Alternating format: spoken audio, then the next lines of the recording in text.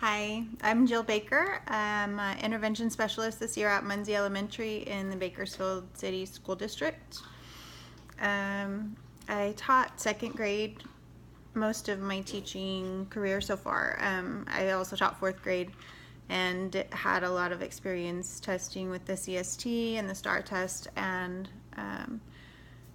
wasn't teaching fourth grade when we started testing the SBAC, so I was kind of interested in taking the practice SBAC that we took for this week's assignment, and was not shocked because I've seen some of the practice assessments and things like that, but I want to say it was a very challenging assessment, even at the third grade level, for a teacher and a specialist who's trying to attain a master's degree.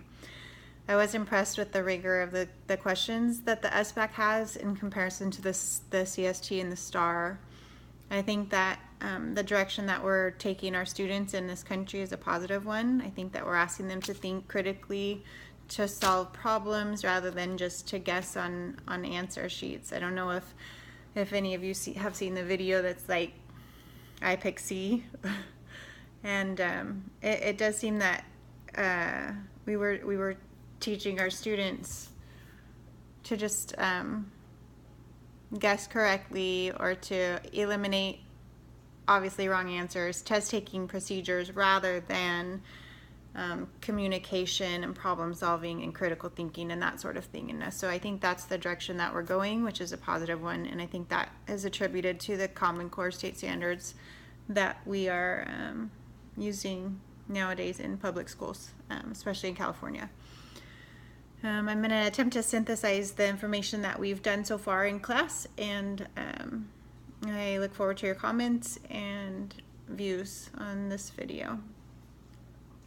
This week we started by reading A Nation at Risk, which was a document that was put out in 1981 by a National Commission on Excellence in Education.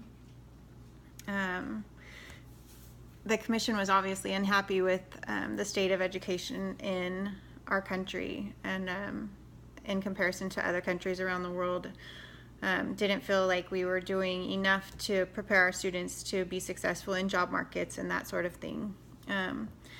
The commission referred to a substantial number of unqualified teachers, which has been a problem that we've been dealing with for a long time, and a problem that the government's been citing and trying to fix, I think, off and on, with different political leaders that have been in and out of our country. I think it's very important that teachers receive adequate training, that they're credentialed, but I also think it's important that teachers are recruited from high-performing high schools and colleges and that sort of thing. And that's another thing that the Commission on Excellence in Education went into, is that a lot of our teachers are coming from the lower quarter of high school performance bands, rather than higher performing students being attracted to our profession, which is disappointing, and I feel like it's something that we need to change for sure. I feel like in order to have teachers being attracted to markets, we have to train them specifically in the jobs that they carry out. I think a lot of times we throw teachers into classrooms because we're desperate for teachers, we're desperate to fill a spot, and they're unprepared, and they often don't stay in the teaching profession because they're unprepared and overwhelmed and feel like they have little support and that sort of thing.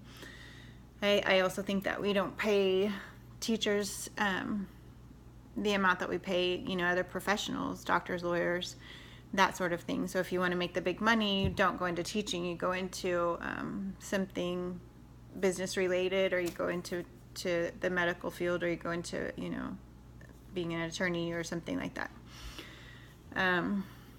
So if we're trusting our, the future of our country to people who are performing low on tests and in college and in high school, then that's a scary thought and a scary place to be. And I think that's kind of what the commission was getting at when they met in 81. I think that some of their recommendations were a little bit off the wall, like they, suggested more time spent on homework. And as a teacher, when I started teaching, I did assign quite a bit of homework to my students, and I realized that most of it was coming back incorrect. And then later, I realized that that homework should just be practice or reading or something like that, something that students are at almost a mastery level of, and that they're just taking back to their home to practice and to share with their families and things. That's where I had the greatest results with homework in my classroom.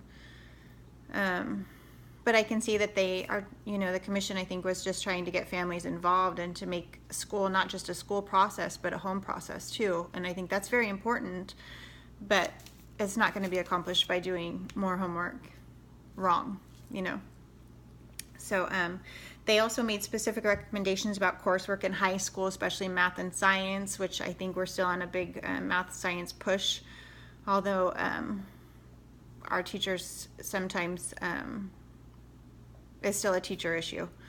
I think that in order to attract math and science teachers, we have to attract biology and physics and chemistry majors, not liberal studies majors who can maybe teach a math and science class. No offense to anybody that's doing it, and there are passionate teachers all over the country, but there are also teachers who are just there to collect a paycheck. And so we have to make sure that teachers are highly trained and highly qualified and also highly motivated, because we're trusting them with a big responsibility in our classrooms to raise the next generation of scholars.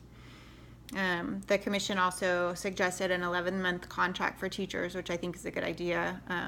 That extra month will give time for teacher prep for next year, for support, for teacher in-service and that sort of thing. So, and then the next article that we went into is the California State Superintendent of Instruction, Tom Torlaksson's recommendations for success in education. And on the first few pages, he talks about that the current system doesn't measure growth from year to year. And I hadn't thought about that before, but it's such a great point. We're measuring just performance per grade and not a continuum of success or growth or anything like that. So that's definitely a need. And I think that that's being addressed with the SBAC currently, that's being given in grades 3 through 8, and then in grade 11 as well to tests for college readiness. A continuum of knowledge is what he cited, and then more assessments based on performance tasks and analysis and evaluation rather than on choosing the correct answer on a multiple choice assessment. So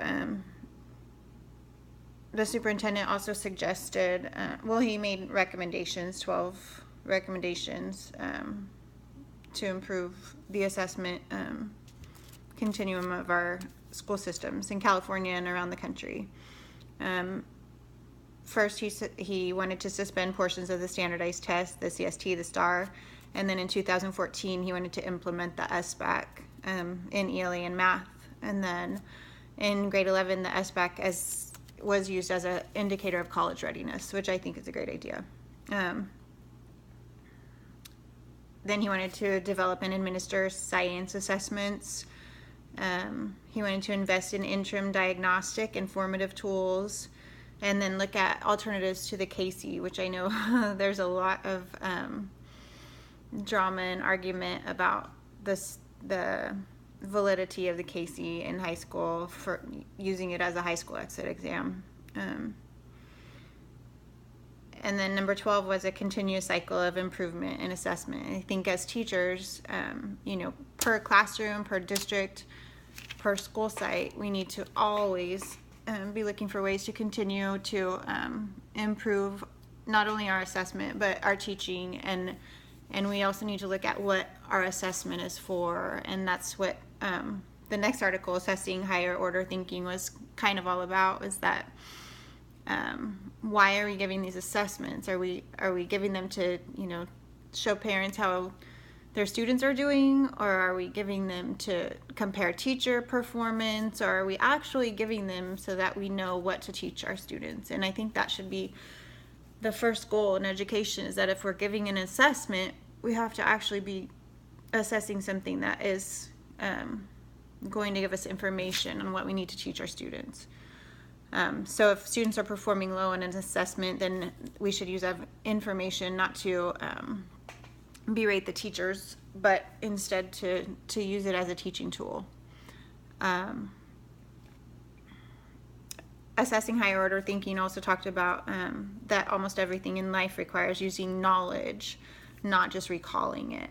And it cited 3 types of higher order thinking, which was transfer, critical thinking, and problem solving.